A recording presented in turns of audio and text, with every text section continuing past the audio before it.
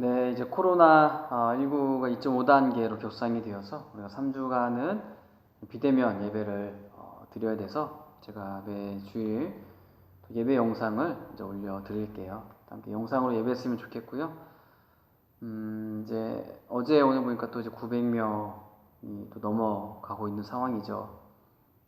여러분들 코로나 또 이렇게 걸리지 않도록 조심하시고 속히 종식될 수 있도록 우리가 기도했으면 좋겠어요. 그래서 또 함께 모여서 예배 드릴 수 있는 날이 속히 왔으면 좋겠어요. 우리 먼저 찬양 한 곡 하고 같이 말씀 들을게요. 우리 이 땅 위에 오신 이라는 찬양인데요. 함께 불러볼까요?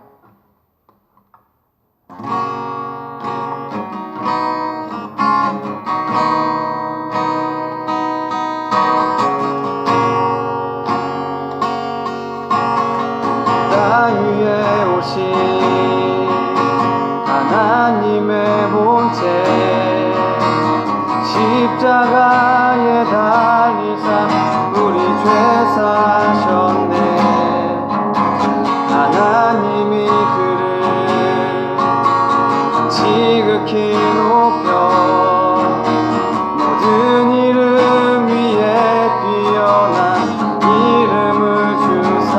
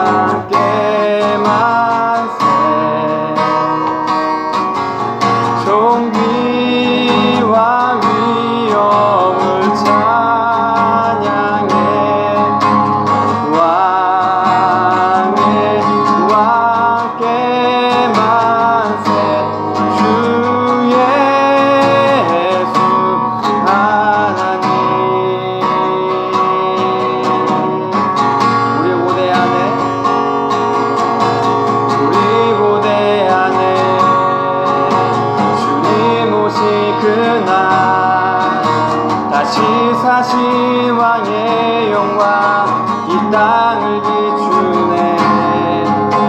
사단의 권세는 주 앞에 무너져 생명과 진리의 주 권세 가장 높도다. 우리 예수 이름 앞에 절하고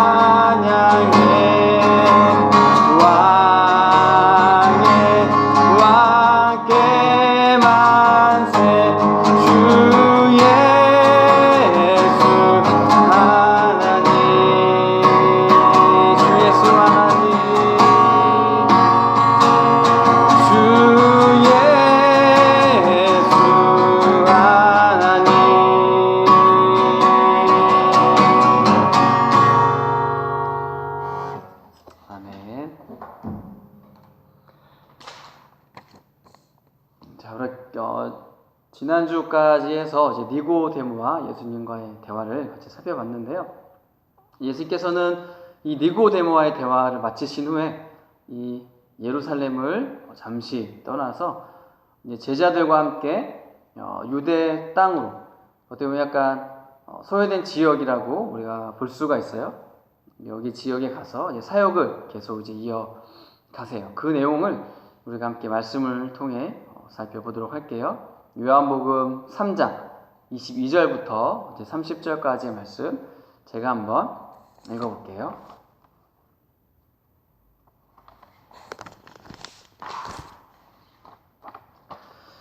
그 뒤에 예수께서 제자들과 함께 유대 지방으로 가서 거기에서 그들과 함께 지내시면서 세례를 주셨다.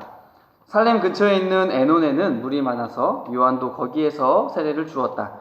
사람들이 나와서 세례를 받았다. 그때는 요한이 아직 옥에 갇히기 전이었다. 요한의 제자들과 한 유대 사람 사이에 정결예법을 두고 논쟁이 벌어졌다. 요한의 제자들이 요한에게 와서 말하였다. 라피님 보십시오. 요단강 건너편에서 선생님과 함께 계시던 분 곧 선생님께서 증언하신 그가 세례를 주고 있습니다. 사람들이 모두 그에게로 모여듭니다. 요한이 대답하였다. 하늘에 주시지 않으면 사람은 아무것도 받을 수 없다. 너희야말로 내가 말한 바 나는 그리스도가 아니고 그분보다 앞서 보내심을 받은 사람이다 한 말을 증언한 사람들이다. 신부를 차지하는 사람은 신랑이다. 신랑의 친구는 신랑이 오는 소리를 들으려고 서 있다가 신랑의 음성을 들으면 크게 기뻐한다. 나는 이런 기쁨으로 가득 차 있다. 그는 흥하여야 하고 나는 쇠하여야 한다. 아멘. 이제 22절에 보시면 이제 예수님의 그 제자들도 이제 믿고 회개하는 자들에게 이제 요단강 근처에서 세례를 베푸는 그런 일들을 했어요. 그리고 23절에 보면 이 멀지 않는 곳에서 이제 세례 요한도 예수님을 선포하면서 세례를 주고 있었어요. 다른 마태나 마가나 누가 복음서에 보면 예수님께서 이제 본격적으로 그 사역을 하시는 일, 즉 이제 공생애라고 부르는데요. 이 공생애는 이 세례 요한이 감옥에 갇힌 후에 시작이 되거든요. 근데 오늘 본문에서는 다른 복음서에서는 기록되지 않은 일을 기록을 해주고 있어요. 그래서 예수님께서는 세례 요한이 감옥에 잡히시기 전부터도 제자들을 통해서 또 사역을 하고 계셨다라는 것을 알 수가 있어요. 근데 여기서 문제가 발생을 하죠. 25절과 26절에 보면 세례 요한의 제자들이 스승에게 말을 하는 거예요. 선생님이 증언하시는 분이 지금 다른 곳에서 세례를 주고 있습니다. 그래서 사람들이 이제 그쪽으로 많이 몰리고 있습니다. 이 말은 뭐예요? 이전에는 이 세례를 베푸는 사역을 세례 요한이 했잖아요. 그런데 예수님께서 이 세례 요한에게 세례를 받으신 후에 제자들을 부르셨고 또 그 제자들을 통해서 세례를 베푸는 사역을 예수님도 하시는 거죠.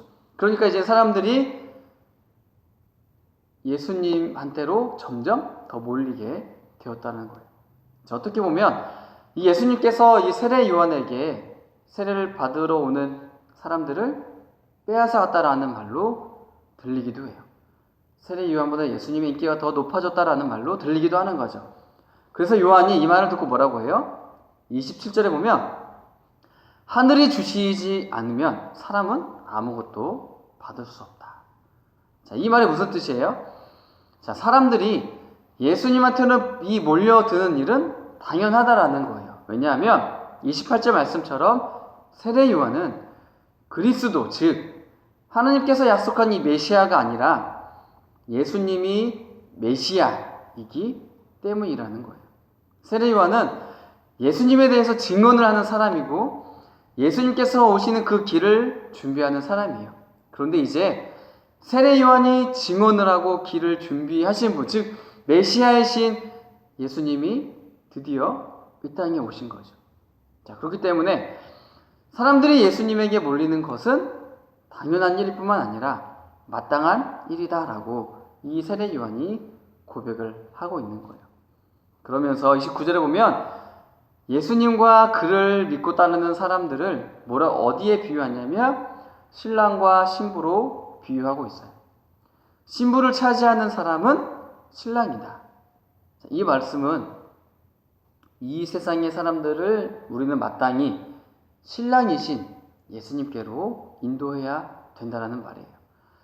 신랑의 친구는 신랑이 오는 소리를 들으려고 서 있다가 신랑의 음성을 들으면 크게 기뻐한다.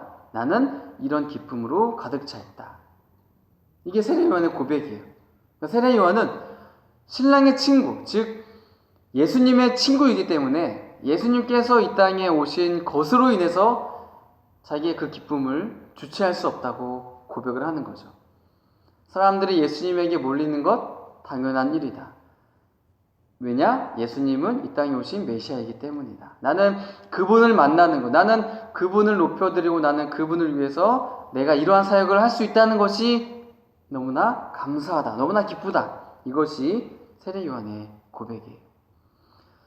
주위의 유대인들과 이러한 요한의 제자들은 사람들이 예수님에게 가는 것 때문에 세례 요한이 혹시라도 기분이 상하거나 질투심을 느끼지는 않았을까라고 생각을 했어요. 하지만 세례 요한은 분명하게 이야기를 하죠. 나는 기분이 나쁘거나 화가 나거나 슬퍼할 이유가 전혀 없다. 오히려 나는 메시아를 만날 수 있어서 너무나도 기쁘다. 내 인생에서 가장 기쁘고 즐거운 시간이다. 라고 고백을 하고 있는 거예요. 그래서 세례 요한은 30절 말씀에서 이렇게 고백을 하죠. 그는 흥하여야 하고 나는 쇠하여야 한다. 세례 요한은 자신의 위치와 자신의 역할을 정확하게 알고 있었어요. 세례 요한은 나는 주연이 아니구나. 나는 조연이고 나는 엑스트라구나. 알았어요. 언제나 빛나야 하고 스포트라이트를 받아야 될 분은 오직 예수님이시라는 것을 세례 요한은 알고 있었던 거죠. 자, 그렇다고 해서 세례 요한의 인생이 불행하다고 우리가 말할 수 있을까요? 그렇게 할 수 없죠. 이 세상에서는 누구나 주연이 되고 싶어 해요. 조연, 엑스트라는 사람들이 볼 때에 성공하지 못한 인생이에요. 하지만 세례 요한은 오히려 본인 스스로가 뭐라고 말해요? 나는 주연이 아닙니다. 나는 조연이고 나는 엑스트라입니다. 라고 말을 하는 거예요. 그리고 그러한 자신의 인생은 충분히 기쁘고 감사한 인생이다라고 고백을 하고 있는 거죠. 자, 우리의 인생도 이와 같다고 생각을 해요. 우리는 이 세상에 살아갈 때에 주연이 되면 안 돼요. 언제나 조연으로, 엑스트라로 살아가야 되는 것이 우리들이에요. 그래서 나를 통해서 내가 드러나는 것이 아니라 나를 통해서 예수님이 나타나야 되는 거예요. 왜요? 예수님이 주연이시니까. 우리 역시도 세례 요한과 같이 예수님을 사람들에게 소개하고 사람들에게 보여주는 그런 삶을 살아야 되는 거죠. 그래서 이 세례 요한의 마지막 고백처럼 나는 쇠하여야 하고 오직 예수님만 나를 통해서 흥하는 것이 그리스도의 모습이에요. 그리고 그러한 인생이 행복하고 복된 인생인 거예요. 오늘도 많은 사람들은 세상의 주인공이 되려고 하죠.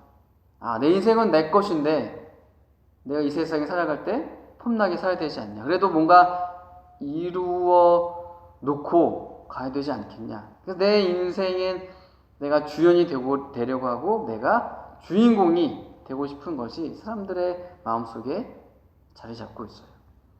자, 이런 시대 속에서 예수님을 믿는 우리는 어떻게 살아가야 될까요?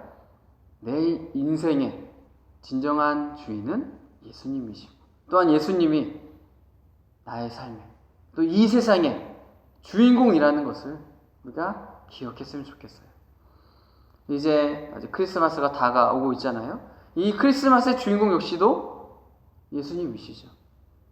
그래서 우리가 성탄절을 맞이할 때에 예수님을 기억하면서 감사하고 기뻐하고 마음껏 축하하는 그런 기간으로 보냈으면 좋겠어요. 그래서 내가 하는 모든 것들을 통해서 내가 높아지고 내가 드러나는 것이 아니라 나를 높이는 것이 아니라 나를 자랑하는 것이 아니라 예수님이 높아지고 예수님이 드러나고 예수님을 자랑하는 그런 예수님의 사랑을 나타내는 그래서 이웃사랑의 삶을 우리가 살아가는 멋진 청년 공동체가 되기를 소망합니다. 제가 잠시 기도할게요. 사랑의 하나님, 오늘 예수님께서 또 우리들에게 이 세상에 또 내 인생의 진정한 주인, 진정한 주인공은 오직 예수님이라는 사실을 알려주심을 감사합니다. 세례 요한은 자신이 누구이고 예수님이 어떤 분이신지 정확하게 알고 있었기 때문에 그의 인생을 보면 오직 예수님을 드러내고 오직 예수님을 증언하고 예수님을 사람들에게 소개하는 그러한 삶을 끝까지 살아냈음을 우리가 알게 돼요. 나는 쇠해하고 오직 예수님만 흥해야 된다라는 이 세례 요한의 고백이 나의 고백이 되게 도와주세요. 나의 삶을 통하여서 나는 낮아지고 나는 감추어지고 나는 숨겨지고 나의 헌신, 나의 수고, 나의 이웃사랑의 모습을 통하여서 오직 예수님이 전해지고 예수님이 소개가 되고 예수님의 사랑이 사람들에게 나타나는 그러한 삶을 살아가는 청년 공동체가 되게 도와주세요. 이제 12월 한 달 동안은 또 우리가 비대면으로 생활을 하게 되고 예배를 드리게 돼요. 예수님과 멀어지는 것이 아니라 더 예수님을 찾고 예수님 사랑 안에 거하고 이 12월 한 달 동안 이 땅에 오신 그 예수님을 기억하고 감사하는 마음껏 축하하는 우리 청년부가 될 수 있도록 주님께서 인도해 주세요. 감사하며 예수님의 이름으로 기도드립니다.